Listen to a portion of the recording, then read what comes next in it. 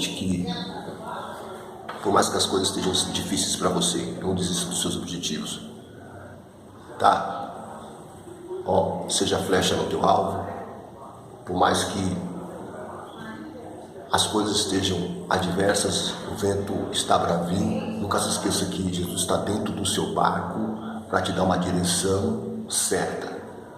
Às vezes Deus permite que o vento sopra para poder eliminar coisas, tirar coisas, mas sabe, Ele continua dentro, dando a direção certa, se você viver a palavra. O que eu quero dizer, continua no barco com Jesus, que Ele vai estar vindo com a direção certa.